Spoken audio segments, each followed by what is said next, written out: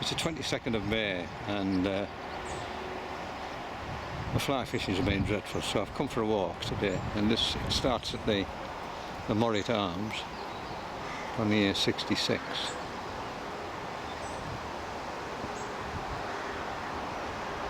This used to be a farmhouse, a long time ago now, and it's now this hotel at Greta Bridge. There were 3 pubs at Greta Bridge during the coaching days. This was just one of them. One on the other side of the Greta Bridge there, where the A66 went across the River Greta. I mean, before that was built in the 1600s, it was a fort there. And these were coaching inns.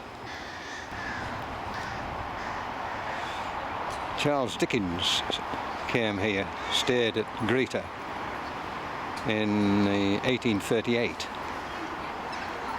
It's not known which hotel Dickens stayed at in 1838, but he came over here to investigate boarding schools in Yorkshire, particularly Teesdale,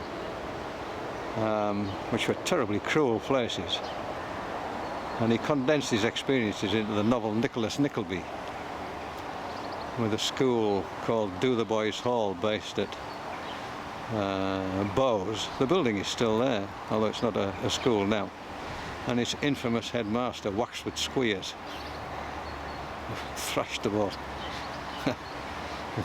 and fed them gruel. But in the Morritt Arms, a guy called John Gilby, he was an artist, but he was a friend of the landlord, a very famous artist. He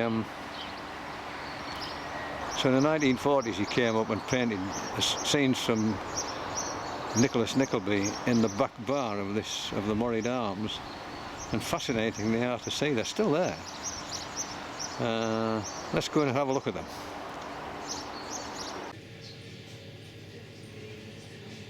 This John Gilroy was the guy who painted the Guinness adverts. The landlord had been a student of his at some time, so he did these paintings as a favour in the 1940s. You have to excuse the background music. But they're wonderful. The faces are of local people which he incorporated into this painting, into these paintings.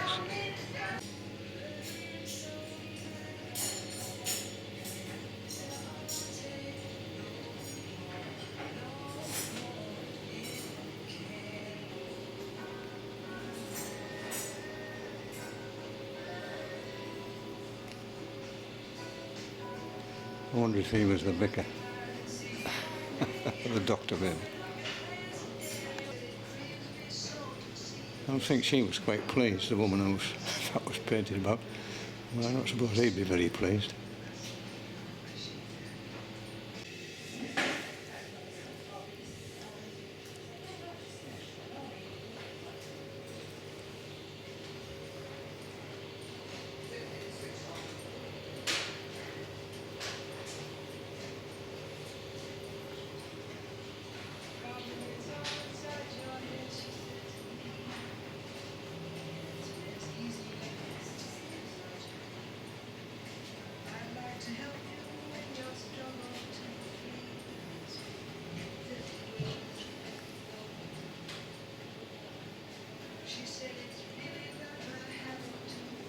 So there is the Morritt Arms, and this is one of the entrances to Rugby Park and Rugby Hall, although it's not a public entrance now, the public entrance is elsewhere. Rugby is owned by the Morritt family, from whose name has been transferred to the hotel. It's quite famous because they once owned a painting by a Spaniard called Velasquez, called the Venus's Toilet. It shows Venus nude with her back to you, looking into a mirror held by Cupid. And it became known as the Rokeby Venus, and it was bought by the National Gallery or presented to the National Gallery in 1906.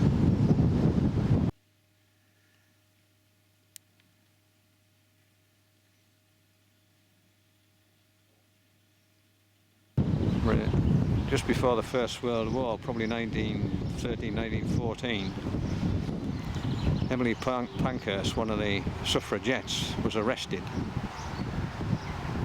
and to get their own back, another suffragette called Mary Richardson set about the Rokeby Venus painting with a meat cleaver and did an awful lot of damage.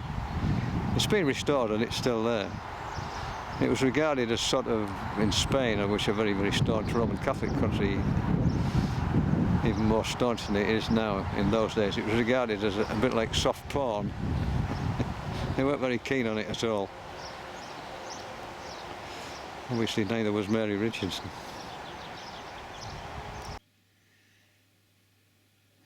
You can see the damage there. It wasn't minor. Entrance to Rokeby Park. That's the Morritt Arms. Come round and the walk starts there. Go further round and there you can see Greta Bridge with this lovely arch, which we'll have a look at in a minute. It's a lovely day, it's windy. I don't know if it's going to rain this afternoon or not, but it's probably the best day we've had for a few of them.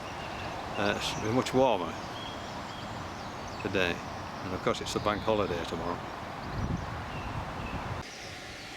So this is the River Greta, lovely river. It contains quite a sizable head of small trout, and I think the fishing rights are owned by Barnet Castle Angling Club. Just turn around, you get this wonderful view of this single arched Greta Bridge. Isn't that just magnificent?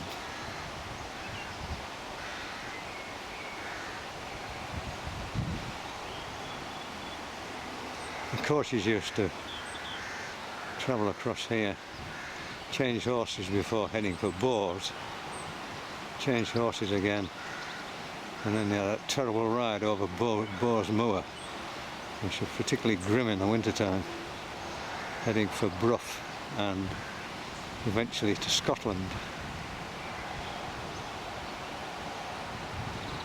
So from Greta Bridge we just head across this field and up over the top of that bank, heading up the River Greta towards Brignall Mill. And on the way we pass some wonderful parkland trees. Look at this horse chestnut here with its candles on. Absolutely fantastic. And next to it a lime tree. This one nice light green foliage.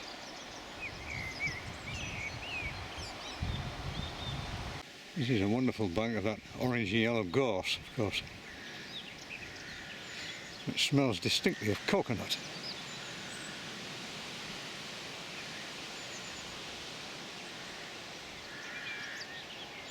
One of these bushes that flowers all year round,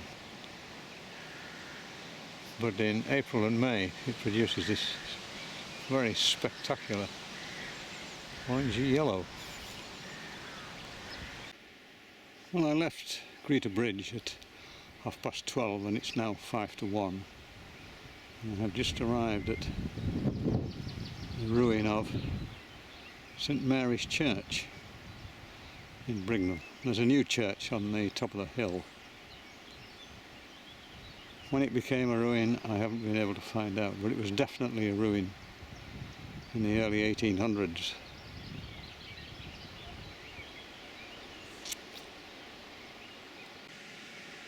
When I first came across it 50 years ago, the wall was all tumbled down and there were sheep trampling all over the graveyard. But since then the wall has been renovated to keep them out. But there's very little remains of it.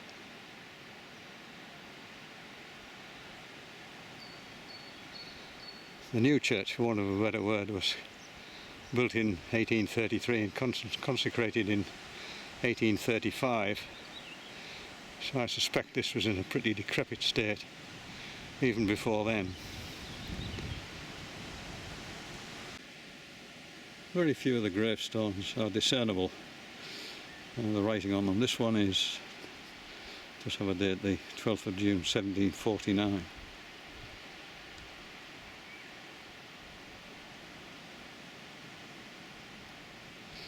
Of Francis Blackburn. This one has a recent plaque attached to it.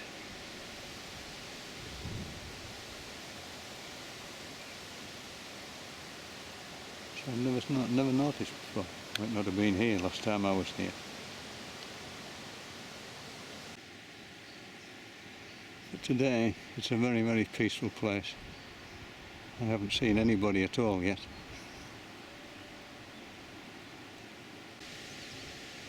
There are quite a lot of small gravestones, obviously of children.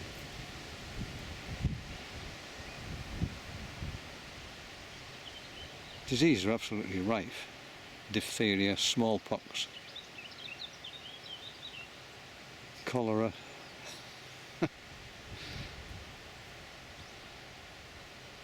And many, many others. We have to be very thankful for the likes of Edward Jenner, who discovered the smallpox vaccine, Pasteur for the treatment of milk to prevent tuberculosis.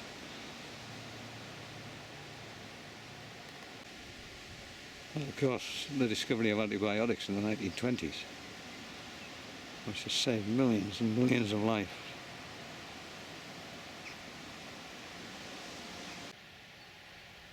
This one tragically simply says EH 1699. A very, very simple little stone. And like all of these places where you get limestone and lime mortar, you get this funny little plant called ivy leaf toadflax, which covers the wall beautifully. You can see there the ivy leaves, very tiny, a beautiful little flower everywhere along this wall.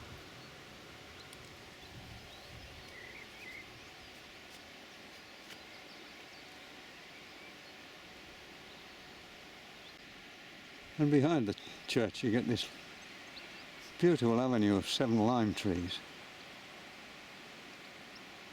With a rather splendid backdrop.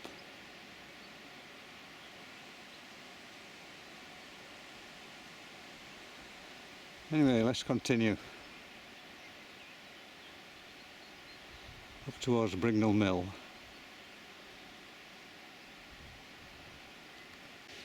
So the footpath just continues along behind the wall there of the church. River Greta is just in front of me behind these trees, and in this corner of the field we enter the woodland. The valley of the River Greta contained thousands of elm trees. They were really quite magnificent. And Dutch elm disease just decimated them. All the trees were felled, it just became a bit of a wilderness, trees falling over. It's very difficult to get through. And there are very few of them left, and what there are don't come to much at all. They don't get to be very big. And here is the one of the small elders with its seed cases. They're designed to float on water. The seed is in the middle, and they have this border to them, so they float away downstream. But of course they never make mature trees now. They're attacked by this fungus carried by a beetle. It's a great shame, but the woodland has recovered remarkably well.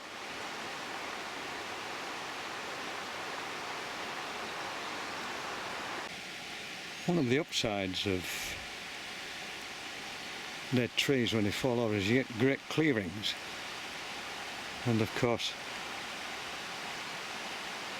masses of ground vegetation which you don't normally get. Here we've got sweet cecily, this white flower,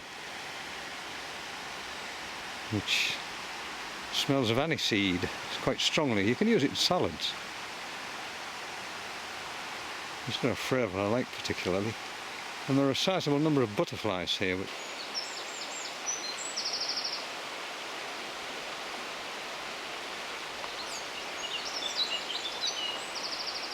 I don't know what that is. Some kind of warbler.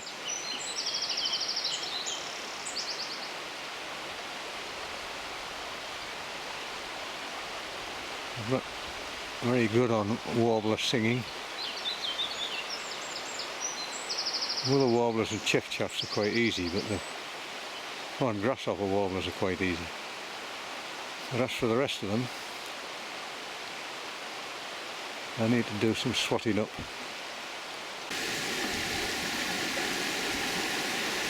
There's just something charming about being beside one of these small rivers coming off the Pennines with their peaty coloured water down these gorges.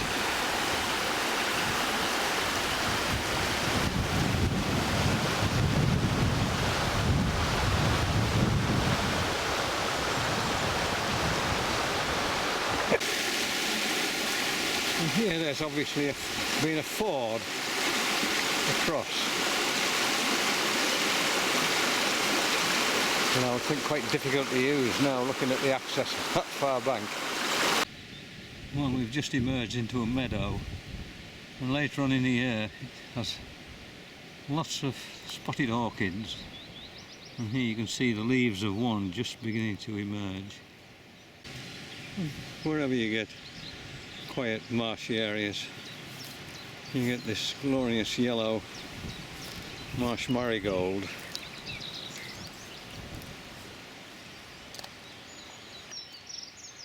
And its heart-shaped leaves, and growing alongside it is this mint. It isn't in flower yet, but it's quite a delicate mint, and again you can use it in salads.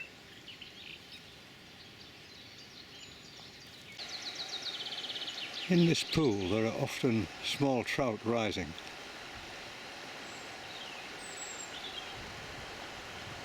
And dark the water is.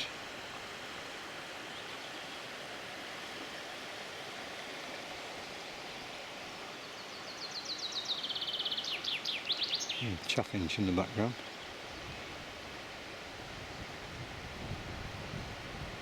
There's one over there just risen a couple of times. It's very small there, you can see it there's just risen again. But they are good sport on very, very fine tackle.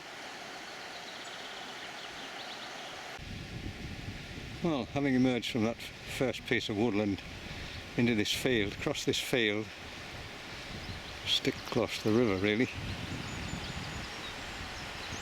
and we enter this new woodland, which was planted after all the clearing of the elm trees. It can be very sort of marshy if it's been raining a lot, but today we haven't had any rain for weeks and weeks and weeks.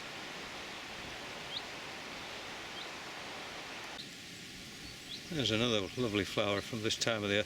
Just about finished now. These cowslips, great big patches of them on roadsides and open grassy spaces. Very cheery little thing.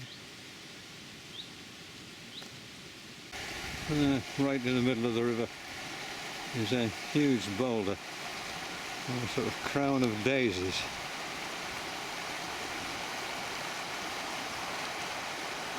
Clinging on.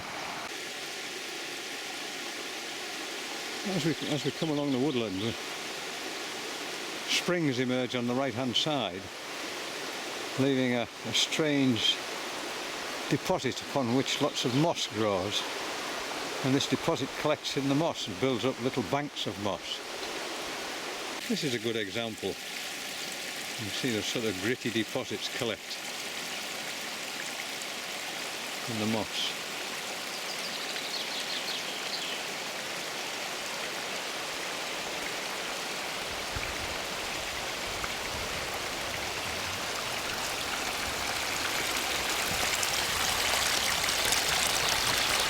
I think they are dissolved in the water, and as the water trickles down,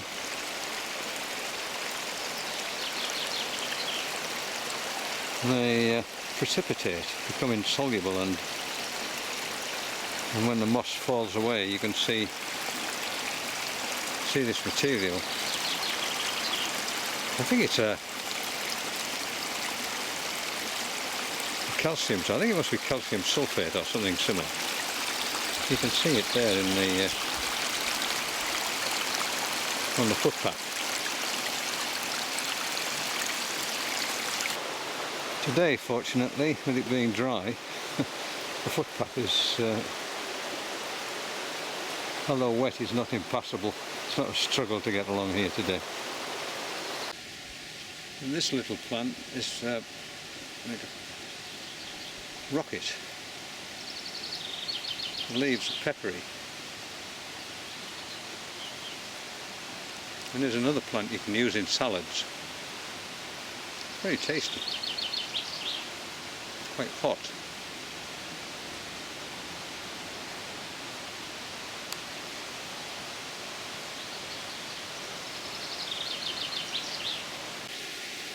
Or a pair of orange-tipped butterflies.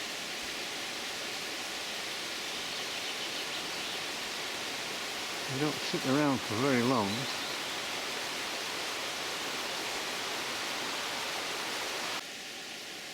All the way along here on the right hand side used to be elm trees.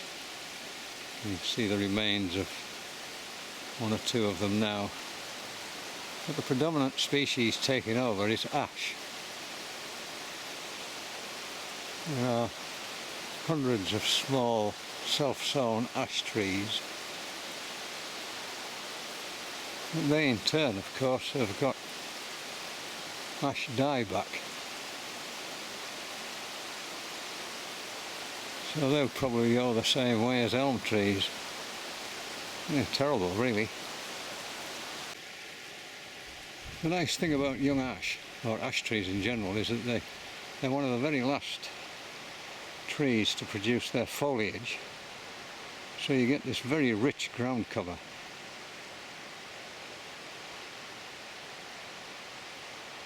Here we are at the end of May, and still lots of light penetrating onto these banks. Oh, there are two.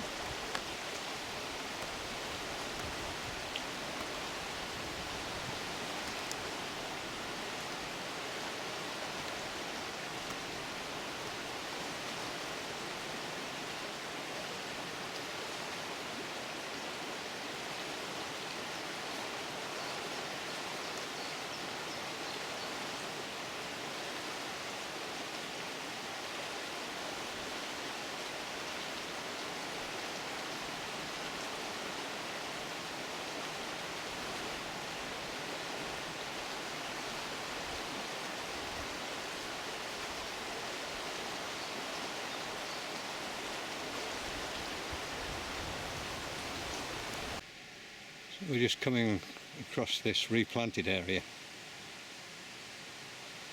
still wide open. Ash trees and oak predominate. A lovely fresh grass. But here you can see the damage that deer do. As soon as these young oak trees emerge from the top of these tubes, the deer just chew them off. And here is an example of it. Lots and lots and lots of them.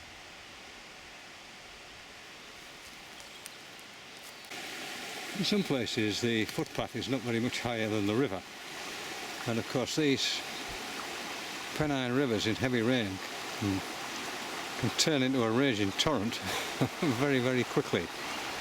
And when it's like that, of course, it would be impossible to get along these little bits here. You'd have to deviate, which is not very easy, as the banks are so steep.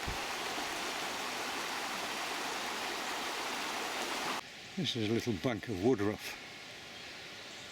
White flower, these walls of leaves. I used to stuff it in pillows. There's a sort of hay-like smell, was supposed to help you to sleep.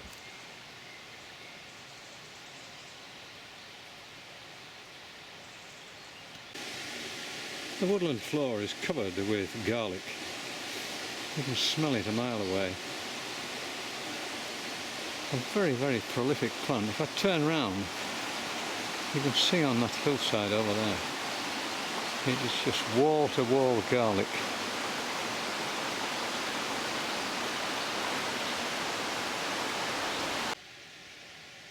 And in this clearing, there are going to be lots of ferns. You can see them just unfurling their croziers here. Like a bishop's crozier.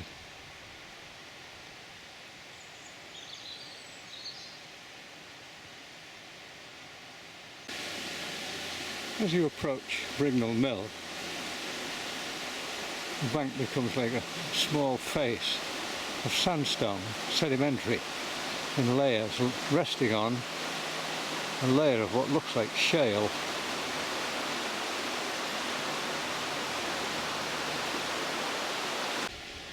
And here you can see where it's all been taken out to make a little cave, and the roof supported on pillars of sedimentary rock.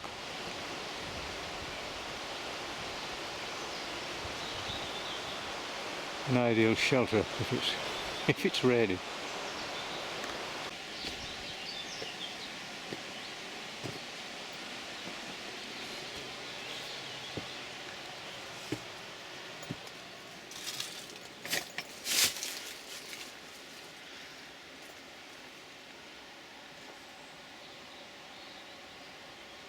It goes back quite a long way, and just sort of round this corner. And unlike many of these things, it just smells of decaying leaves. Nothing very nasty. And there is the River Greta, coming through this clearing and all this wonderful fresh foliage.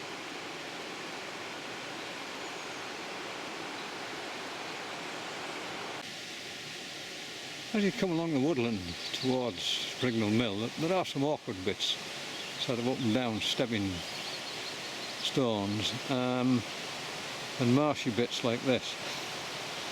But the path is well maintained. Any trees or overhanging branches, they're all cleared out of the way, and where the path is falling away sometimes, it all seems to have been repaired. The whole valley is, of course, a site of special scientific interest, one of these SSSIs.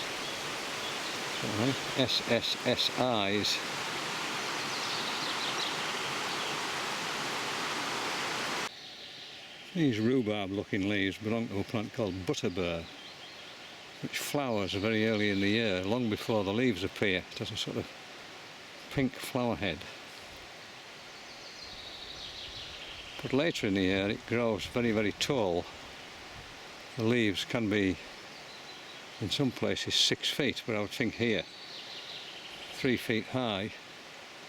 And when the path isn't used very much, you have to fight your way through them a bit.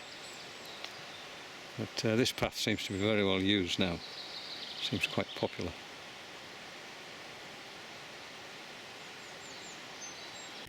Well, we've gradually climbed away from the river onto the top, and we come to this gate, which we go through. So we've reached the road that leads down to Brignall Mill.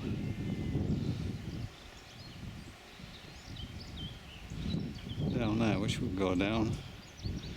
But if you want to extend the walk, you can continue along the top of the bank here, past this gate post, and eventually you reach the road over the Stang. That's the road that leads from Teesdale over to Swaledale. You go over Rutherford Bridge to get across the river, another wonderful single arch stone bridge. Magnificent. Anyway, we will go down here and take the footbridge. And here, growing amongst this dog's mercury, is a little group of early purple orchids. Quite late, normally they've gone by now. But I think probably with it being quite a cold spring, that's why they're still here. Typical orchid flower.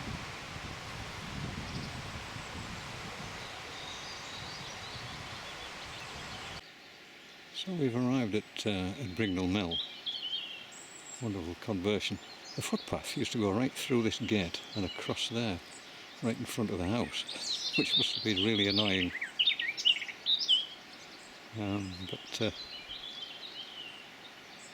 But now it's diverted round this corner here.